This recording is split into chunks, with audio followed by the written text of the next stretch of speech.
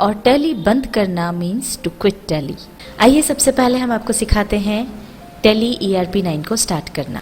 इसके लिए जब आप टैली ERP9 अपने सिस्टम में इंस्टॉल करेंगे तो मोस्टली तो आपको टैली ERP9 यहाँ शॉर्टकट के रूप में नज़र आएगा डेस्कटॉप पर ही। यहाँ से आप इसे डबल क्लिक करके चालू कर सकते हैं। अगर कभी यहाँ पर टैली ERP9 का आइकन आपको नहीं नज़र आए तो आप स्टार्ट पर जाएं, ऑल प्रोग्राम्स पर क्लिक करें और यहाँ पर ये देखिए आपको टैली ERP9 नज़र आ रहा है। इसके साइड में जो मेन्यू है वहाँ पर टैली ERP9 पर जा कर के क्लिक कर दें और ये देखिए टैली ERP9 खुल गया। ये है टैली ERP9 की विंडो और जब ये ओपन होगा तो आप देख सकते हैं इस तरह की स्क्रीन आपको नज़र आएगी। ये यहाँ पर आपको इस स्क्रीन पर कंपनी इंफॉर्मेशन यहाँ पर मिलेगी। हो सकता है कि जब आप टैली ERP9 ओपन करें तो आपको इस तरह की स्क्रीन न मिलकर कुछ अलग तरह की स्क्रीन नज़र आए। ये देखिए यहाँ पर ये जो स्क्रीन है ये दूसरी तरह की है, जो हमने पहले देखी थी उससे अलग है। अगर आप टैली खोलते हैं और इस तरह की स्क्रीन आती है, ऐसी स्थिति में मान लीजिए हम अगर कोई कंपनी क्रिएट करना चाहते हैं तो हमें कंपनी इंफॉर्मेशन वाली विंडो पर जाना होगा। उसके लिए आप Alt+F3 प्रेस कर दें या फिर ये कंपनी इन्फो जहां लिखा है वहां पर क्लिक कर दें। ये देखिए अब इसमें आप देख सकते हैं कि अलग अलग ऑप्शंस दिए हुए हैं और ये जो सिलेक्टेड है इसमें पहला अक्षर जो S है वो हाईलाइटेड है, रेड लेटर्स में आपको नजर आ रहा है। ऐसे ही अगर आप नीचे जाएंगे तो आप देखेंगे यहाँ पर पहला अक्षर हाईलाइटेड ना होकर के दूसरा अक्षर हाईलाइटेड है। तो ये जो अक्षर हाईलाइटेड है या बोल्ड में आपको नजर आ रहा है वो शॉर्टकट की तरह यूज किया जा सकता है। तो आपको वहां तक जाने की जरूरत नहीं है, आप बस उस लेटर को प्रेस करेंगे कीबोर्ड पर तो वो ऑप्शन सिलेक्ट हो जाएगा। अब जैसे हम कंपनी क्रिएट करना चाहते हैं तो यहाँ पर ये C बोल्ड है, हम कीबोर्ड पर जब C प्रेस करेंगे, ये देखिए जैसे ही हमने C प्रेस किया तो कंपनी क्रिएशन के लिए ये विंडो हमारे सामने आ गई। अब यहाँ पर आपको कुछ फॉर्मेलिटीज पूरी करना होगी। अब यहाँ आप देख सकते हैं सबसे पहले नेम है, जिस नाम से आप अपनी कंपनी क्रिएट करना चाहते हैं वो नाम आप यहाँ पर टाइप कर दें। ये हमने अपनी कंपनी का नाम डाल दिया, मोहन ट्रेडर्स। अब एंटर प्रेस करें। आगे बढ़ने के लिए आपको हर बार एंटर प्रेस करते जाना है। तब ये यहाँ पर मेलिंग एंड कॉन्टेक्ट डिटेल्स यहाँ पर डालना है। मेलिंग नेम जो आपको रखना है, यूं तो जैसे ही आप एंटर प्रेस करेंगे तो जो आपने नाम लिया है कंपनी का वही अपने आप मेलिंग नेम में भी आ जाएगा। पर अगर आप इसे बदलना चाहते हैं तो आप इसे बदल भी सकते हैं। ये जो नेम और एड्रेस हैं ये वो रहेंगे जो आपके हर लेजर पे, इनवॉइस पर, हर जगह यही मेलिंग नेम और एड्रेस आएगा। इसलिए यहाँ पर आपको वही मेलिंग नेम और एड्रेस रखना है जो आप इन सब चीज़ों पर चाहते हैं। ये एंटर प्रेस कर दिया हमने और जो एड्रेस है वो यहाँ पर हम एड्रेस डाल देंगे। एंटर प्रेस कर दें, आगे सिटी का नाम डाल दिया इंदौर, फिर हम एंटर प्रेस करेंगे। अब ये है स्टैट्यूटरी कंप्लायंस फॉर, जिस भी देश के कानून, कायदे या लॉ को आपकी कंपनी फॉलो करेगी या जो उस कंपनी पर लागू होंगे उस देश का नाम आपको यहाँ पर लिखना है।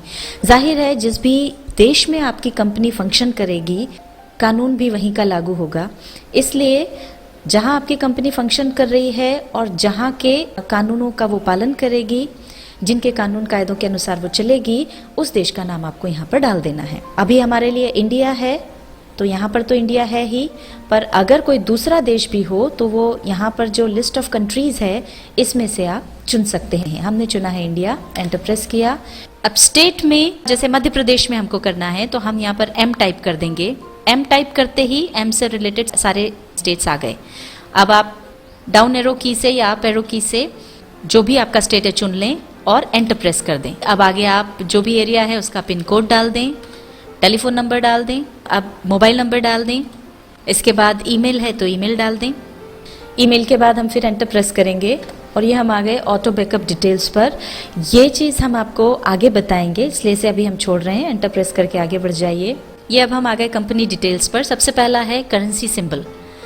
अब यहाँ पर आप देख सकते हैं कि ये रुपीस के लिए जो सिंबल है वो यहाँ पर अपने आप आ गया है क्योंकि हमने देश इंडिया चुना है। उसके बाद आगे बढ़ जाएं।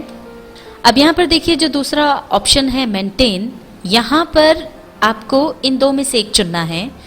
जब हम कंपनी क्रिएट करते हैं तो यहाँ पर दो ऑप्शन आपको मिलेंगे, अकाउंट्स ओनली और accounts with inventory. Accounts only में अगर आप केवल राशि जानना चाहते हैं कि कितने का माल आपने बेचा है और कितने का माल आपने खरीदा, केवल इतना ही आप अगर हिसाब किताब रखना चाहते हैं तो हम चुनेंगे अकाउंट्स ओनली। पर अगर आप चाहते हैं कि राशि के साथ साथ आपको स्टॉक की जानकारी भी हो जाए कि आपने कितनी मात्रा में माल बेचा है, कितनी मात्रा में खरीदा है और कितना स्टॉक बचा है, तो फिर यहाँ पर आपको चुनना होगा अकाउंट्स विद इन्वेंट्री। अगली चीज जो हमको यहाँ पर लिखना है वो यहाँ पर है फाइनेंशियल ईयर फ्रॉम, यानी फाइनेंशियल ईयर आपको कब से शुरू करना है। भारत में फाइनेंशियल ईयर 1 अप्रैल से शुरू होकर के अगले वर्ष के 31 मार्च तक होता है। मान लीजिए हमने अपना बिजनेस फाइनेंशियल ईयर 2010 और 11 में किया, तो यहां पर हमको 1 अप्रैल 2010 डालना होगा। ये हमने यहां डाल दिया 1 अप्रैल 2010, एंटर प्रेस किया, आगे बढ़े। अब यहां पर है बुक्स बिगिनिंग फ्रॉम। आप देखेंगे कि जब हमने ऊपर फाइनेंशियल ईयर कब से शुरू हुआ डाला तो नीचे अपने आप वो उसी डेट को ले लेता है। आप चाहें तो इसे रखें और फाइनेंशियल हमारा 2010-2011 है, पर मान लीजिए हमने जो अपना बिजनेस है वो शुरू किया जून से, तो चाहें तो आप यहाँ पर जिस तारीख से आपने बिजनेस शुरू किया है वो तारीख यहाँ पर डाल दें और चाहें तो आप इसको बनाए रख सकते हैं। अब फिर एंटर प्रेस कर दीजिए।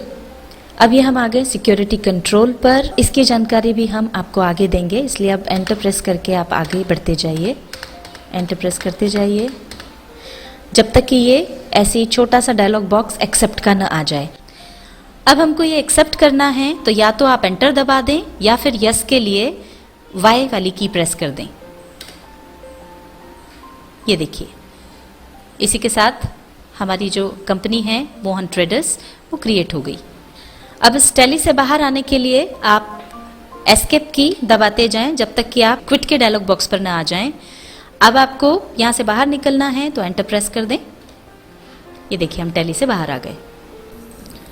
टैली ERP 9 के इस अध्याय में हमने सीखा टैली चालू करना यानी टू स्टार्ट टैली, कंपनी बनाना means to create a company, Tally बंद करना मीन्स टू क्विट टैली।